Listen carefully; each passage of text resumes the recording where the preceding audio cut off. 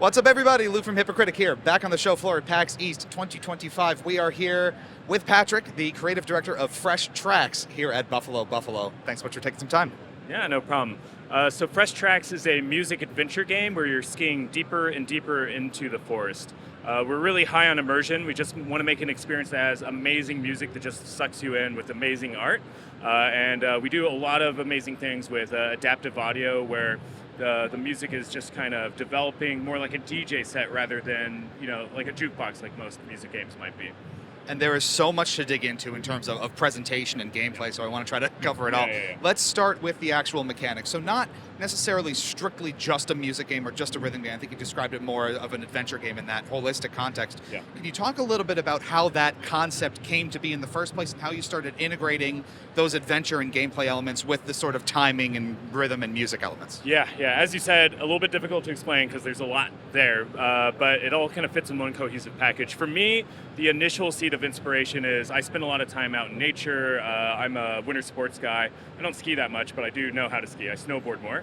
But I've always felt there's this natural rhythm to being out there and, either walking or just skiing side to side. And I always thought that might be a really compelling way to create something that is an extremely immersive game that just kind of keeps sucking you in. And I know that music also kind of has that power to suck you in as well. So, I started thinking about a lot, how do you connect those and combine those, and how do you create a visual presentation that really just draws you in as well. Yeah. And as all of those elements sort of came together, I imagine there's a lot of iteration, a lot of trial and error to sort of feel out what the general vibe of the game is, how it's presented, how do the mechanics all flesh together. Can you talk about that development process in terms of bringing, some of the leaning and the ducking and the jumping mechanics alongside some of the rhythm elements and how it all sort of coalesced? Yeah, exactly. So I started making the proof of concept by myself, which was basically a somewhat working version of the game that tested the core mechanics.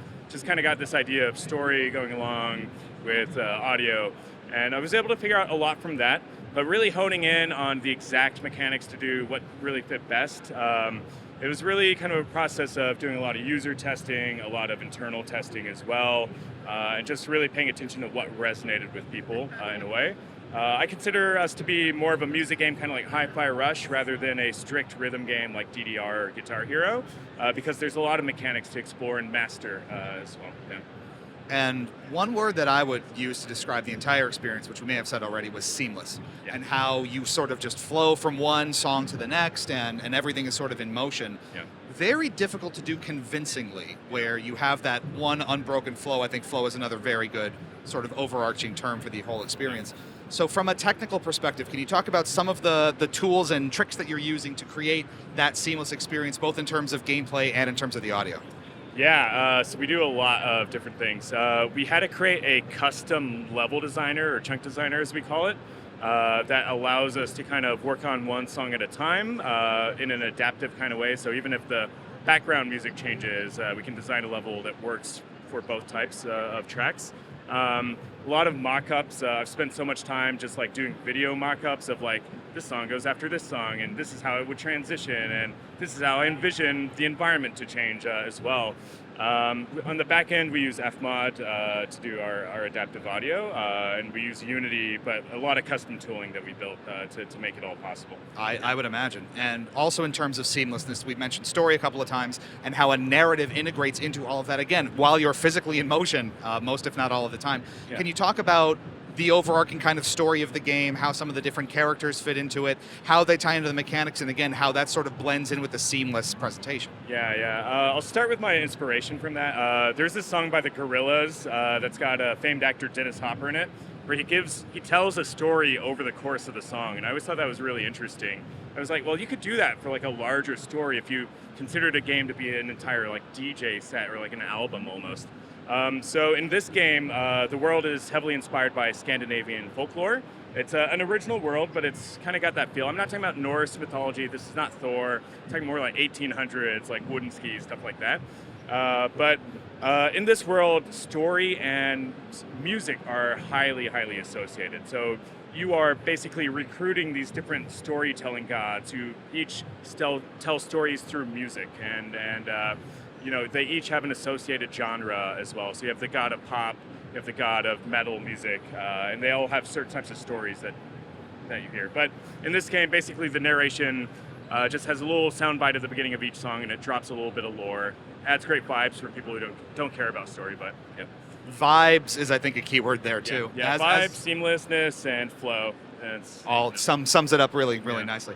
And in terms of again all of that, the vibe is very distinct. A lot of the narration that you see in the demo is very soft spoken. It's almost dreamlike and ethereal in a way. Yeah. And I think that translates to the visuals as well. You're in this very sort of soft, almost ethereal world, like I said, and that translates with some of the effects when you chop down a tree, for example, or you jump over something. Can you talk about refining the visual style of the game and how that presentation works with everything else? Yeah, so originally I was heavily inspired by two Scandinavian artists named Theodore Kittelsen and John Bauer. And they did a lot of great paintings of Scandinavian folklore. This actual kind of initial style that you see here is kind of similar to their initial paintings. So we did a very iterative process. We landed on some pinewood forest that we wanted to start with. But as you explore more, the world gets more magical as well. And it was a trick to kind of figure out how do you make it in a way that feels convincing, that feels good to be in, that doesn't take a million years to develop every single art asset as well. Our art team's amazing. They've figured out a lot of things. Kinha, our art director, just a genius, yeah. So much new and unique that this game is trying and bundling all these different elements together. As you're going through the development process, we mentioned off camera, quite a few years in development, active development at this point. What were maybe some of the things throughout the process that surprised you or the team or challenged you and the team the most, maybe in ways you didn't expect? What was that process like? I think one of the big things that we had to face is, how do you make a game that's a music game replayable over a really long period of time, essentially? It takes a lot of effort to make really good music. So, how do you make enough music to fill up that space without it getting old, without it getting boring? So we had a couple mantras. Number one, every song had to be something you could listen to 1,000 times. Like, we still don't get sick of our songs. Out of the 28 songs, there's probably like one or two I'm like, I'm okay, I don't need to hear it anymore. But the rest of them, I'm still, even today, I'm still dancing to a bit as well. And you'll just hear the office, like someone will just start singing, one of the songs as well. So that was a big part of it. But the other thing is adaptive audio. So we took a lot of cues from Tetris Effect, and the big thing is we wanted to even push that idea even farther. Tetris Effect has custom sound effects, so in this game, each song has custom sound effects as well. When you hit a tree, it will sound different in one level from the next, but it will go with the music. But one of the really cool things we do is when you get to boss levels, boss songs, the genres of the music change, but the songs sounds the same. So I'll show this to you in a little bit, but the first time you fight a boss, it's gonna sound like an electronic song. Second time you fight that same boss, it's the same song, but now it's heavy metal. It's now guitars and drums and stuff like that. And that's just the musical side. The narrative, the art all changes as well. It's just lots of stuff to kind of keep you coming back. And I would be remiss if we didn't dig into the music a little bit more. I can't believe it took us this long to get there. Yeah. In terms of the actual composition and bringing the songs and the different kind of genres to life within the context of the game, can you talk a little bit about the composition process, some of the folks that you're working with to make it all happen, and how it's all coalesced across time? Yeah, so started off with a lot of reference gathering from me, thinking about what kind of styles would work with these environments. One thing I landed on very early on was we always need a driving beat, something kind of like always going like this. Very similar to, I don't know, movies like Magnolia, or Christopher Nolan does this in a lot of his movies. There's always a steady beat happening in the background.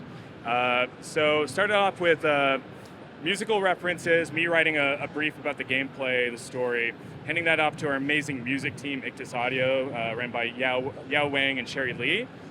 They're both like professors at Berklee College of Music. They literally teach interactive game audio and songwriting, and they just have an amazing understanding of music, and not just something that sounds good, but again something that you can listen to over and over again. It was like part of the chemical balance that we were going for.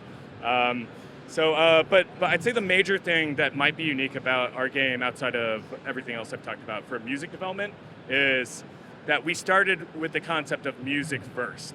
So we had like we had narrative, we knew the gameplay was going to work in a certain way, but the narrative was going to be flexible to the music itself. The main thing is we had to have really, really good songs. And so once we felt like the song was good enough, that's when the level designer would finally get a pass at actually designing the level. And then once the level designer was done, that's when the artists would finally have a pass at actually making it look like, a real forest that you would actually encounter, Right, so really serving as that foundation then for everything else to really layer on top. When you get this in people's hands then, again, it is a pretty unique concept. There's maybe a lot to wrap your head around at first. I guess a two-parter. Has this been to trade shows like PAX previously before today? If so, or if not, what has the reaction been from players who are getting their hands on it for the first time, coming to grips with the mechanics and sort of getting in the groove, literally? Yeah, so we've shown it locally in Vancouver several times over the course of the past few years. Feedback's always been good. I'm blown away. I'm blown away by the reception we've been getting here.